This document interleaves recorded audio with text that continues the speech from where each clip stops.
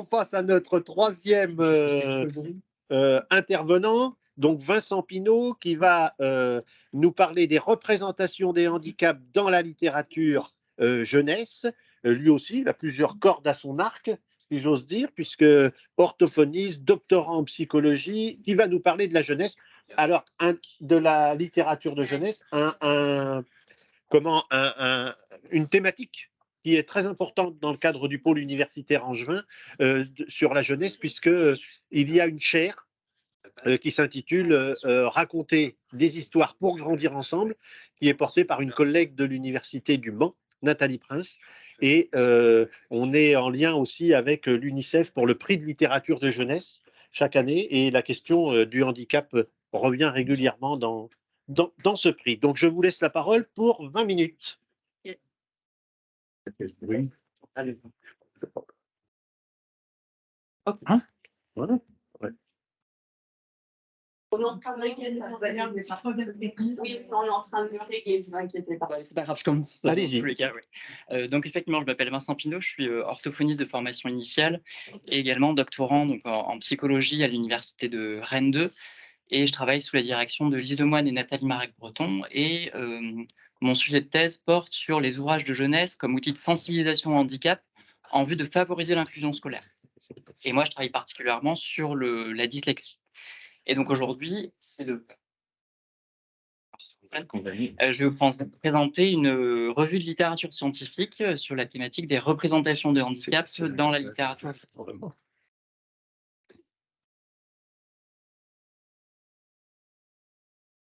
Ouais. Je se rallume, désolé.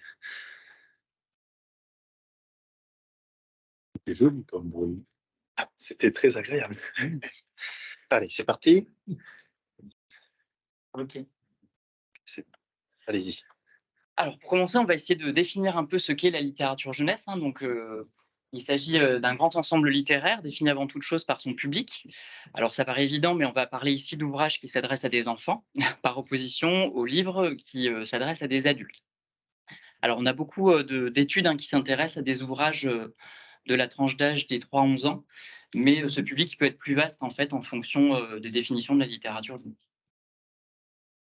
Ensuite, on va parler ici d'ouvrages qui présentent une trame narrative qui est fictionnelle, par opposition cette fois-ci aux supports qui vont être davantage documentaires. Donc, on est vraiment là sur des histoires qui ont été imaginées avec des personnages, des lieux, des événements. Et ces ouvrages n'ont pas pour vocation unique de présenter des faits qui sont vrais, qui sont avérés. On est vraiment sur de la fiction. Ensuite, si on poursuit notre définition, donc ça c'est Chalbour et Marcoing en 2007 qui attribue 3 fonctions à la littérature jeunesse. Alors d'abord une fonction d'édification parce que cette littérature avait pour fin à l'origine de transmettre des valeurs, alors d'abord inhérentes à la religion, et puis peu à peu des valeurs plutôt d'ordre moral et idéologique. Une fonction d'éducation qui était celle de transmettre des connaissances et des savoirs aux enfants.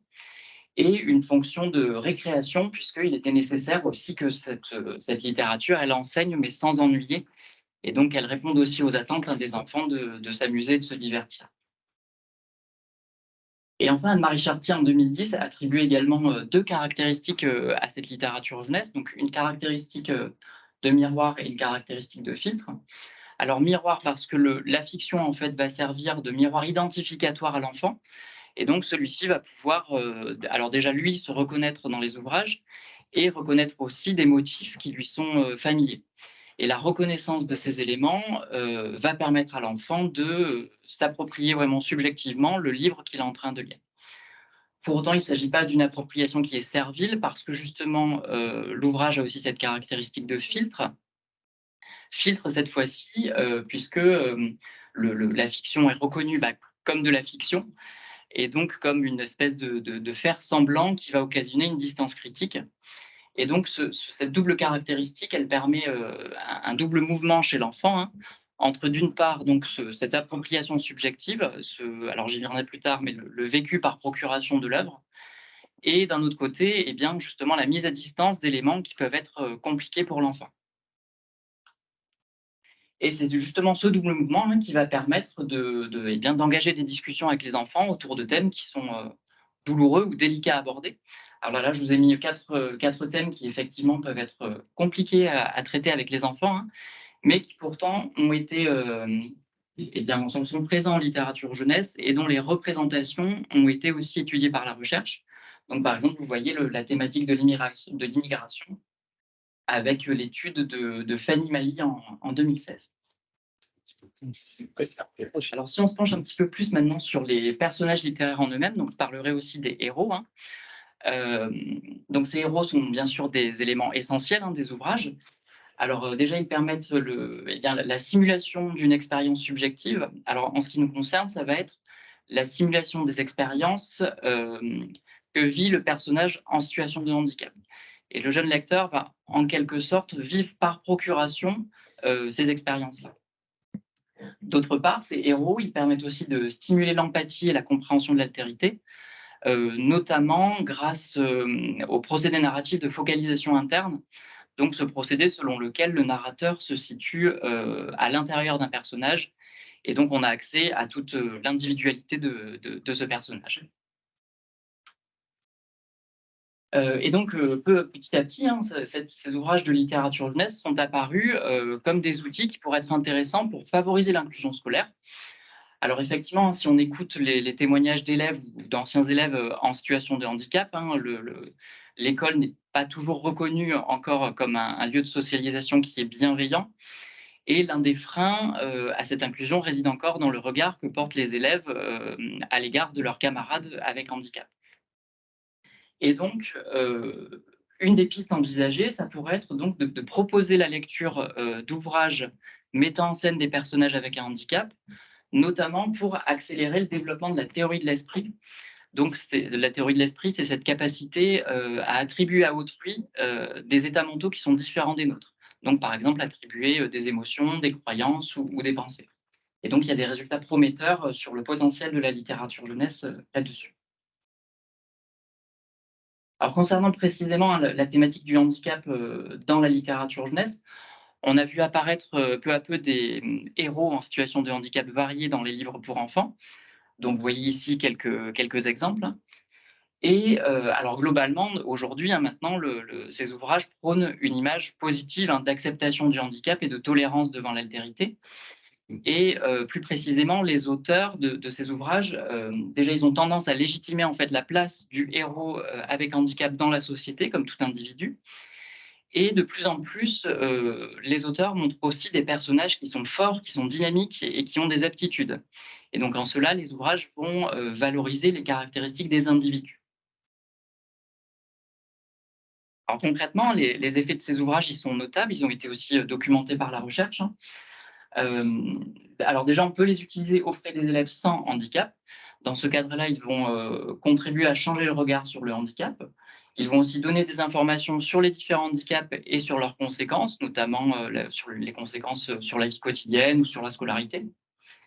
Et enfin, comme ils proposent des modèles de comportement sur lesquels le jeune lecteur va pouvoir s'appuyer pour comprendre et pour fréquenter des camarades avec un handicap. Ces ouvrages, on peut aussi les utiliser auprès des élèves, cette fois-ci avec handicap. Et cette fois-ci, ils vont donc aider à identifier les problématiques inhérentes au handicap et à tenter d'en trouver des solutions qui pourraient être utiles dans la vraie vie, hein. Comme je le disais précédemment, en montrant des personnages qui sont forts et dynamiques, ce sont des ouvrages qui vont soutenir l'identité du jeune lecteur et renforcer son estime de lui-même. Et enfin, ils vont permettre également de rompre le sentiment d'isolement en quelque sorte en donnant à voir le témoignage d'un vécu que connaît déjà le jeune lecteur avec handicap. Alors vous voyez hein, on s'est rendu compte en fait avec Lise Lemoine et Nathalie-Marie Breton hein, qu'il y avait de plus en plus de recherches sur la thématique du handicap dans la littérature jeunesse. Et donc, on a voulu connaître un petit peu plus en détail en fait, les contours de cette recherche-là et aussi établir un état des lieux qui pourrait servir de base documentaire pour les recherches futures. Alors, on a fait une recherche par mots-clés en 3 langues, donc dans plusieurs moteurs de recherche, hein, et on a cherché le mot-clé disability, donc handicap, associé au mot-clé children's literature, donc littérature pour enfants. Comme on voulait aussi couvrir le maximum d'études possibles, on a associé ce mot-clé disability avec d'autres termes, donc littérature pour adolescents, littérature pour jeunes adultes, bande dessinée et manga. Voilà, vraiment pour essayer d'avoir le maximum de papier possible, hein. Dans un second temps, on a renouvelé cette recherche, mais cette fois-ci, on a remplacé le mot-clé handicap par les termes clés pour désigner les handicaps. Donc, par exemple, on a fait la recherche autisme plus littérature pour enfants, ou encore cécité plus littérature pour enfants. Donc, avec tous les mots-clés, on a retrouvé 163 articles et on s'est intéressé plus précisément à 78 d'entre eux qui examinaient les représentations de handicap dans des corpus de livres jeunesse. Alors, pourquoi on s'est intéressé à ces ouvrages plus précisément? Alors déjà parce que les analyses de corpus, en fait, vont permettre une meilleure compréhension des représentations que se fait une société à l'égard des personnes avec handicap. Et d'autre part, ces analyses, elles constituent aussi la base des actions de sensibilisation, parce qu'en fait, il est nécessaire de connaître le contenu d'un ouvrage avant de pouvoir le proposer en lecture à des élèves. Alors tout d'abord, on s'est intéressé à la langue des corpus analysés. Donc là, je ne parle pas de la langue des articles, mais de la langue des livres pour enfants qui ont été analysés par la recherche. Et vous voyez en fait que donc cette recherche, elle s'est intéressée principalement en tout cas à des corpus de livres pour enfants anglophones, à presque 72%. On a retrouvé aussi des études de corpus de livres pour enfants francophones et des études de corpus d'autres langues. Si vous faites le total, ça ne fera pas 78 parce qu'il y avait 4 études qui ont analysé des corpus de 2 ou de plusieurs langues. Dans un second temps, on a regardé les représentations de handicap qui ont été analysées dans ces livres pour enfants.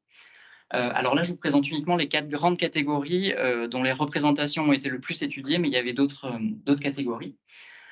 Si vous refaites le compte, ça ne fera toujours pas 78, parce qu'en fait, de nombreuses études, cette fois-ci, ont analysé les représentations de plusieurs handicaps. Et ce qu'on remarque, eh bien, c'est que la recherche a porté son intérêt principalement sur la représentation des troubles neurodéveloppementaux, donc tels que définis par le DSM-5, hein, dans la littérature jeunesse. Alors, on émet deux hypothèses quant à l'intérêt de la recherche pour ces TND, hein. Déjà, on se dit qu'il s'agit de troubles qui concernent plus d'enfants par rapport aux autres handicaps. Et d'autre part, il se peut aussi que ces troubles soient moins compréhensibles par les enfants. Et donc, il y avait cette volonté de la recherche d'aller documenter l'image qui en était véhiculée aux enfants par la littérature jeunesse. Donc, vous voyez, on a un premier niveau de disparité déjà dans l'analyse des représentations de handicap. On a un deuxième niveau de disparité, cette fois-ci au sein même de la grande catégorie donc, de ces TND, puisque cette fois-ci, vous voyez en fait que la recherche a porté son intérêt sur donc les représentations des troubles du développement intellectuel et de l'autisme, mais qu'en revanche, elle a beaucoup moins documenté la représentation des autres troubles du neurodéveloppement. Cette tendance, on la retrouve, vous voyez, sur toutes les langues de corpus, mais elle est davantage marquée sur les analyses de corpus de livres pour enfants francophones. Alors, vous voyez, donc, on a 70% des recherches qui ont analysé les représentations des troubles du développement intellectuel et de l'autisme, et même principalement dans les troubles du développement intellectuel, c'était les représentations de la trisomie 21. Et en revanche, on a uniquement 2 études sur la représentation des troubles des apprentissages scolaires et une seule sur le TDAH. Donc là encore, on émet des hypothèses, hein, donc peut-être que la recherche s'est intéressée principalement aux troubles du développement intellectuel et de l'autisme parce qu'il y a de plus en plus de diagnostics, donc de plus en plus d'enfants concernés par ces troubles. Et puis peut-être que aussi historiquement, il s'agit de handicaps qui concernent des enfants qui sont moins inclus en milieu scolaire ordinaire. Et donc, il y avait peut-être là encore cette volonté de la recherche de prioriser ses efforts sur l'analyse des représentations de ces troubles. Enfin, on a regardé les dates de publication de ces analyses de corpus. Donc, vous voyez ici donc, sur le graphique, hein, le déroulé temporel en horizontal et puis en vertical le nombre de publications. Et cette courbe bleue représente donc toutes les analyses de corpus, donc de toutes les langues. Et on observe une augmentation du nombre de publications à partir des années 95-2000. Et on se dit que c'est peut-être l'influence de la Convention de Salamanque en 1994, donc cette convention qui établit les grandes lignes directrices en fait pour l'éducation et la scolarisation des élèves à besoins éducatifs particuliers, dont font partie les élèves en situation de handicap. Si on s'intéresse maintenant aux dates de publication des analyses de corpus donc francophones, cette fois-ci représentée par cette courbe jaune, hein, cette fois-ci, on voit que le nombre de publications augmente à partir de 2005-2010. Et donc, cette fois-ci, on se dit que ça pourrait être l'influence de la loi de 2005, donc sur la participation et la citoyenneté des personnes handicapées. Et puis également, ensuite, l'influence peut-être des plans autisme successifs, hein. Alors, on a eu 3 remarques suite à cet état des lieux, hein. Déjà, on s'est demandé si on pouvait généraliser les représentations issues des corpus anglophones, qui sont majoritairement étudiés. Est-ce qu'on pouvait les généraliser à des corpus d'autres langues? Alors nous, on pense que non. Déjà parce que les choix en fait, des éditeurs de littérature jeunesse sont dépendants des attentes du public. Et donc, on peut se dire qu'un public anglophone n'aura peut-être pas les mêmes attentes qu'un public francophone. Et donc, on aurait peut-être des divergences dans les représentations à ce niveau-là. Et puis, au-delà de la langue de publication, les livres jeunesse sont aussi publiés dans des pays, hein, donc dans des contextes nationaux qui sont spécifiques. Et donc, au sein même de la grande catégorie des études de corpus anglophones, on avait des livres issus, donc on avait États-Unis, Canada, Australie et Royaume-Uni, et donc des pays avec des disparités hein, culturelles, sociales. Et donc on se dit, enfin tout ça pour dire en fait que la représentation d'un même handicap ne sera peut-être pas la même partout dans le monde, y compris dans des pays qui partagent pourtant une langue qui est commune, hein. Ensuite, on a vu hein, qu'il y avait des représentations de handicap qui étaient encore peu, voire pas du tout documentées par la recherche. Donc, ce qui veut dire qu'à ce jour, on a peu de visibilité en fait sur l'image de ces handicaps qui est transmise aux enfants par la littérature jeunesse. Et enfin, on a vu que les études s'inscrivaient aussi dans des contextes sociétaux. Et ce qui est intéressant de voir, c'est que la recherche vient aussi en retour s'intéresser à ces grands mouvements inclusifs par le prisme de la littérature jeunesse. Alors pour illustrer et puis aussi pour conclure, je vous propose de regarder l'exemple de la dyslexie qui correspond en fait au travail de thèse que j'ai mené cette année, puisqu'on a analysé un corpus d'ouvrages francophones qui présentaient des héros avec une dyslexie à l'intérieur. Alors déjà, relativement à la langue des corpus, hein, on sait que l'apprentissage de la lecture, en fait, est différent en fonction des langues. Et certaines langues sont plus complexes que d'autres à apprendre. Donc, on s'est dit que ce contexte linguistique d'apprentissage de la lecture pouvait orienter ou en tout cas colorer les représentations de la dyslexie dans les ouvrages. Donc, c'était aussi pour ça qu'on avait cette volonté d'aller documenter l'image de la dyslexie sur un corpus d'ouvrages francophones, puisque ça n'avait pas été fait jusqu'à ce jour. Et d'autre part, on a trouvé aussi intéressant d'aller voir la représentation des modes de scolarisation des héros. Et on se rend compte en fait que, en fonction du pays initial de publication, on a des différences de représentation, notamment entre les ouvrages qui sont initialement publiés au Canada et les ouvrages initialement publiés en France. Ensuite, donc on a vu hein, dans le grand tableau sur les TND hein, que la dyslexie restait un handicap dont les représentations étaient peu documentées par la recherche dans la littérature jeunesse. Et donc cette année, notre étude a permis de rendre visible en fait l'image de la dyslexie véhiculée aux enfants par la littérature jeunesse. Et enfin, notre étude, elle s'inscrit aussi dans un contexte, hein, puisque les plans autisme sont désormais étendus à l'ensemble des TND, dont fait partie la dyslexie. Et donc notre étude vient aussi s'intéresser à ce grand mouvement inclusif. J'ai terminé. Il s'intéresse à ce grand mouvement inclusif par le prisme de la littérature jeunesse. Et donc, vous voyez, l'ensemble de ces réflexions a fait l'objet d'un article qui a été soumis à relecture il y a une quinzaine de jours. Je vous remercie de votre attention. Merci beaucoup. On a donc le temps pour quelques. Non, non, c'était super. Le temps pour quelques questions sur ces sujets. Qui est-ce qui veut prendre la parole? Madame.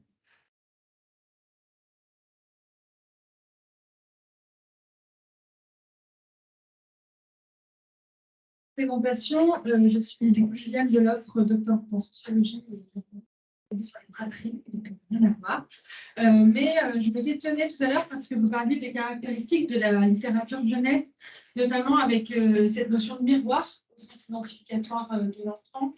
Et ce matin, en introduction, on parlait de pouvoir d'agir, et je me questionnais juste à quel moment les albums de jeunesse et de littérature sont aussi pensés au prisme de l'histoire racontée par les enfants. C'est-à-dire, est-ce que vous avez connaissance de recherche, de chercheurs ou chercheuses qui auraient questionné ce pouvoir d'agir des enfants, et notamment comment sont pensés ces albums jeunesse? Est-ce que ce sont des enfants qui ont pu témoigner de leur expérience de vie, ou alors est-ce que c'est toujours au prisme du regard de l'adulte et des représentations sociales dont on a entendu parler, notamment en termes de législation, de vocabulaire divers et variés? Voilà, je me demandais si ça existait ou pas. Alors, je suis en train de réfléchir. Alors, non, pour moi, il n'y a pas eu d'étude qui. Alors, si, il y en a. Il y a une étude qui a pris en compte la vie d'enfants avant la création d'albums de jeunesse, mais ce n'étaient pas des enfants en situation de handicap. Donc, non, les enfants ne sont pas pris en compte avant le processus de création artistique. Mais par contre, il y a une étude que je trouvais intéressante, alors qui répond un peu à côté de votre question, mais il y a eu par contre une étude qui a proposé à des enseignants en formation en Turquie de produire des albums de jeunesse avec des héros en situation de handicap, parce qu'il n'y avait aucun album de jeunesse là-dessus dans le pays. Donc, il y avait cette volonté de venir créer ces albums-là. Mais sur les enfants, non, j'ai pas souvenir d'études qui prennent en compte le point de vue de l'enfant en situation de handicap. Alors, vous posez une question qui est tout à fait fondamentale. Là, on a beaucoup parlé de droit jusqu'à maintenant. De quelle manière on a mobilisé et on a écouté la parole de l'enfant dans la constitution de ses droits, c'est peanuts. De 1923 à 1989 et même au-delà, ce sont les grands absents de la construction des droits de l'enfant et des jeunes. Pour répondre peut-être un peu plus à votre question, dans le prix de littérature de jeunesse de l'UNICEF dont j'ai parlé, ce sont évidemment les enfants qui votent, qui choisissent les ouvrages qui les intéressent le plus, etc. Mais sauf erreur de ma part, mais je poserai la question à ma collègue là, qui est spécialiste de ça, sauf erreur de ma part, je ne suis pas bien sûr qu'il y ait, que la place des enfants et des jeunes dans le processus créatif soit véritablement, là encore, reconnue suffisamment. Alors que pour les adultes, il arrive qu'on soit interrogé. Oui, j'ai été interrogé par 2 romanciers ces dernières années. Sur, Une autre. La place de l'enfant, elle est considérée, mais après le processus créatif, en fait. On va leur demander leur avis, effectivement, mais après, une fois que l'album est créé. Madame. Oui, bonjour à tout le monde. Jenda Béjuscalin, photographe de l'exposition qui est en introduction de ce colloque. Je voulais juste apporter juste un éclairage, en tout cas un point de vue. Il existe aujourd'hui dans les maladies rares 3 DD qui ont été travaillés avec les aidants et les enfants, qui sont gratuits et qui peuvent être distribués, qui parlent justement de leur point de vue. Et je vous souhaite parler aussi de mon expo, du coup, parce que c'était exactement ce but-là. C'était qu'on puisse enfin se mettre à leur portée, de partir d'eux et d'essayer de sortir véritablement ce qu'ils ressentent. Pour certains qui ne parlent pas, donc il a fallu utiliser on appelle ça les moyens de communication différents. Et pour nous, c'est essentiel en fait, donc, moi en tant que photographe, mais aussi en tant que parent, de pouvoir partir d'eux, parce que très souvent, ça va très très vite. Et l'idée de on sait ce qui est bien pour nous, ça suffit. Donc l'autodétermination dont tout le monde parle, alors ce mot, moi je ne pas du tout. Et c'est juste simple, quoi. C'est simplement je. Merci beaucoup. Une autre question, d'abord ici, ensuite là-bas.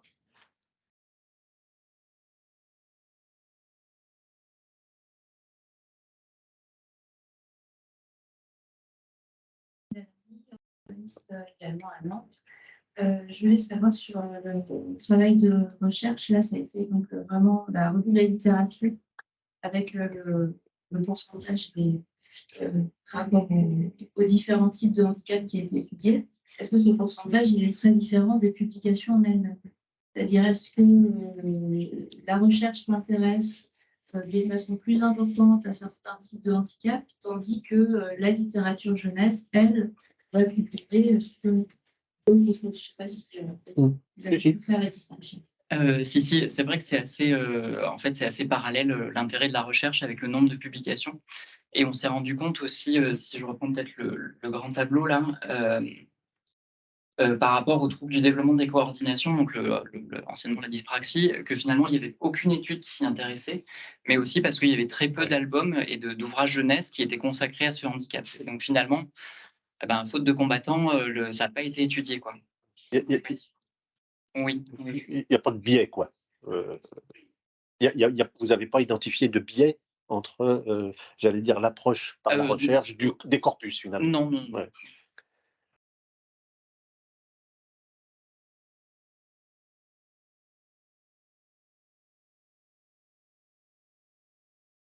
Si vous avez pu voir dans vos travaux un changement dans la façon de traiter certains sujets et de s'adresser aux enfants dans la littérature jeunesse de façon positive. Et je pense à l'exemple de Geneviève Bridac, une grande autrice aux enfants, de Geneviève Bridac. D'accord, oui. Avec les Gauthier, notamment sur l'anorexie, et qui avait il y a quelques années dans été écartée de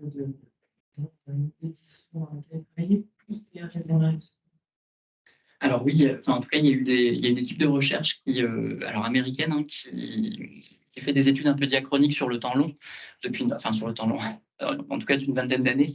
Et effectivement, elles observent qu'il y a une évolution positive des représentations de handicap dans la littérature jeunesse. Vraiment, à l'origine, on avait aussi des héros en situation de handicap qui, à la fin du livre, pouvaient mourir ou pouvaient guérir. Donc, finalement, des handicaps, ça existe encore hein, d'ailleurs, des handicaps qui guérissent à la fin du livre jeunesse. Hein. Mais finalement, aujourd'hui, les représentations sont beaucoup plus justes.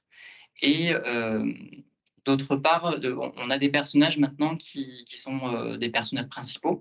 Avant, ils étaient souvent relégués au secondaire. Hein.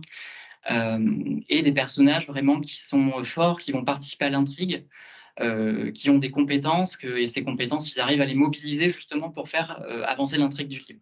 Donc oui, il y a une évolution quand même positive au niveau historique là-dessus. Merci beaucoup. On va arrêter là cette séance.